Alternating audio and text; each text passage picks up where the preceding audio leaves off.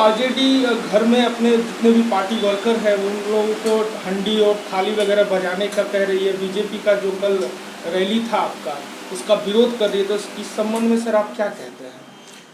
देखिए, केंद्र सरकार ने जो दूसरा कार्यकाल है उसका 1 वर्ष पूरा किया है।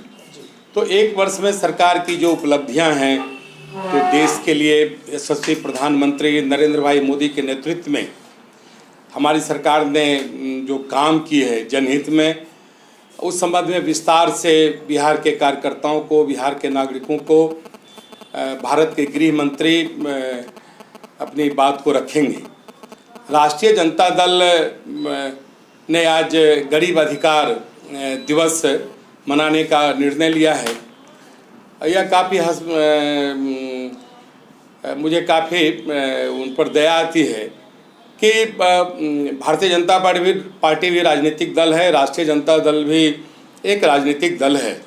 सभी दलों के अलग अलग कार्यक्रम हैं। हमारी सरकार है, हम अपनी उपलब्धियों को जनता के बीच ले जाएंगे। और आज के उनके इस कार्यक्रम से बहुत ही स्पष्ट होता है कि राष्ट्रीय जनता दल का उसने भी गरीब अधिकार दिवस के तिथि में परिवर्तन किया। इससे स्पष्ट है कि उनका कोई एजेंडा नहीं है, सिर्फ विरोध के नाम पर विरोध करना है। और इस तरह के विरोध को भारत और बिहार की जनता बेहतर समझती है।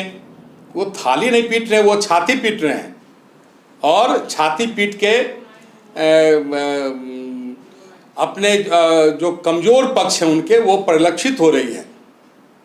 आप हमारा चैनल देखना शुरू कर चुके हैं, सहस्त्र न्यूज। फिलहाल अभी हम कटिहार टाउन में अवस्थित है। कटिहार के जस्ट बगल में है हृदयगंज, और हृदयगंज के बगल में ही एक आदिवासी टोला है। हम यहाँ अभी अवस्थित हैं, यानी कि मौजूद हैं।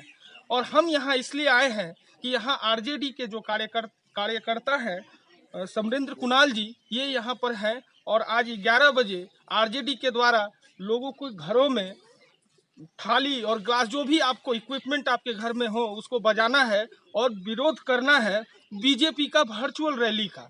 हम इसी संबंध में आए हुए हैं और हम बात करेंगे समरेंद्र कुणाल जी से कि आखिर में इनकी पार्टी दुनिया को क्या दिखाना चाह रही है।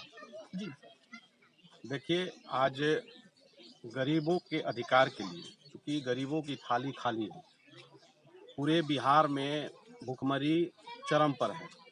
एक तरफ कोरोना महामारी से पूरा देश जो है जूझ रहा है। लॉकडाउन से गरीब, असहाय, किसान, मजदूर से लेकर के हर लोग परेशान हैं।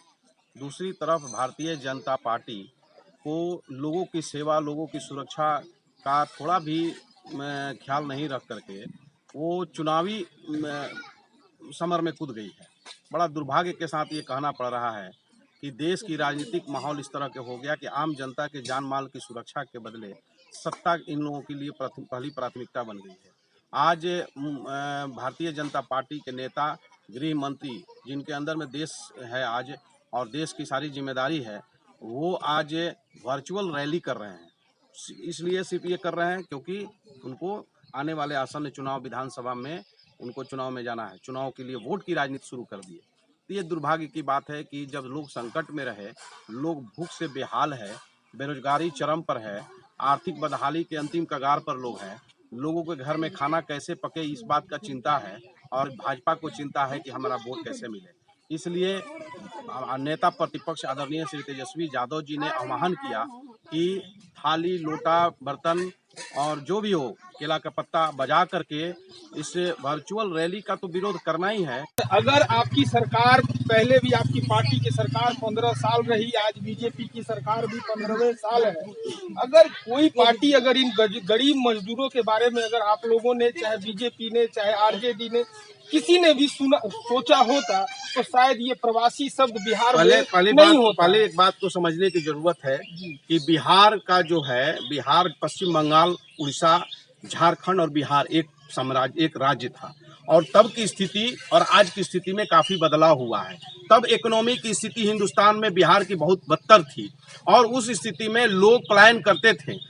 उसके बाद कांग्रेस की सरकार जब बनी तो कई इंडस्ट्री खुला। आज बिहार में जो भी इंडस्ट्री का दीवारें आप देख रहे हैं और मशीनें देख रहे हैं, स्क्रिप्ट देख रहे हैं, वो सारा किसके शासन का दिया हुआ है। और आज आप 15 साल से शासन है और आपका सवाल अब करने का नैतिक अधिकार नहीं है, क्योंकि 15 साल 3 टर्म आपको मुख्यमंत्री तो काल मुख्यमंत्री का दिया गया और एक सुई का फैक्ट्री भी नहीं लगाया। इसलिए आप नीतीश कुमार जी और भाजपा को नैतिक अधिकार नहीं है राष्ट्रीय जनता दल पर उंगली उठाने का।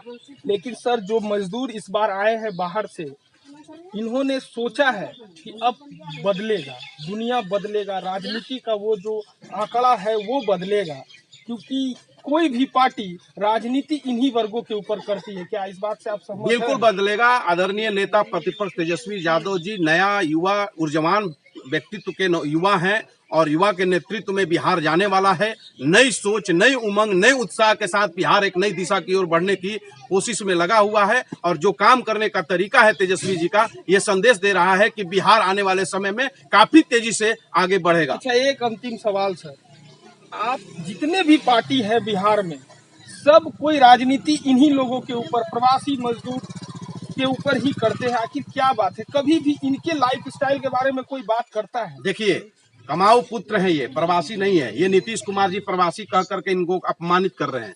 और रह गई बात कि इन पर राजनीति करने का, इनकी राजनीति नहीं, इनकी समस्याओं को हमने उठाने का काम किया है। और सत्ता के खिलाफ विपक्ष अगर नहीं बोलेगा तो विपक्ष ही जनता की आवाज होती है। लोकतंत्र में, जमहूरियत में, डेमोक्रेसी में हमेशा ये बात ख्याल रखने की जरूरत है कि जनता की आवाज विपक्ष होता है, प्रतिपक्ष होता है, नेता तेजस्वी यादव होते हैं।